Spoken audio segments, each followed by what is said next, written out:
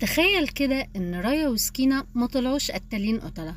والله زي ما من كام يوم طلعت اخبار على مسلسل جديد اسمه بنات همام، بطولة حورية فرغلي ووفاء عامر.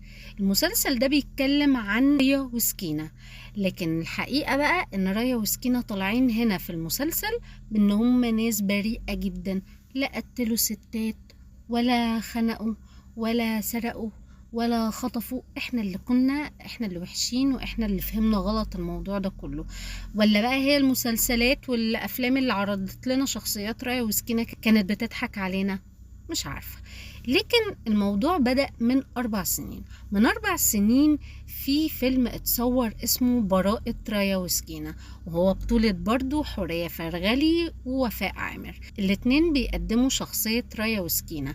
رايا وسكينة طبعا المشهورين جدا اللي معروفين ان هم سفاحات، اللي خطفوا وسرقوا وقتلوا وخنقوا.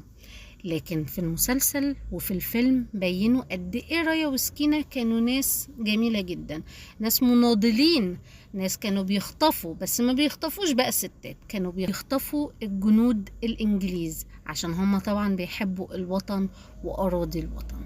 اللي حصل بقى ان من 4 سنين لما تصور الفيلم بتاع براءة رايا وسكينة، الفيلم اتجمد، فضل قاعد ولا اتعرض ولا بقى فيه اي حس ولا خبر عنه. وفجأة في شركة اشترت الفيلم ده وقررت ان هي تحوله لمسلسل 15 حلقة ويتعرض في رمضان 2025، وبالتحديد في النص الاول من رمضان. لكن ايه بقى الحكاية؟ ان البطلات ما كانوش يعرفوا ان الفيلم اتحول لمسلسل. الحقيقة ان البطلات طلعوا قالوا احنا اتفاجئنا بالخبر زينا زيكم بالظبط، احنا عرفنا ان الفيلم اتحول لمسلسل. لكن هم ما انزعجوش الصراحة، قالوا ان الفكرة هتبقى حلوة قوي ان هي تتحول لمسلسل 15 حلقة. ولو اني انا بقى مش عاجبني فكرة ان فيلم يبقى عبارة عن ماكسيمم ان هو هيبقى 2.5 ساعة، يعني كمدة طويلة يتحول لمسلسل 15 حلقة. يعني اعتقد ان مفترض الحلقة مثلا نص ساعة، هيجيبوا ازاي 15 حلقة؟ مش عارفة. فهل الابطال هيرجعوا يصوروا مشاهد تاني؟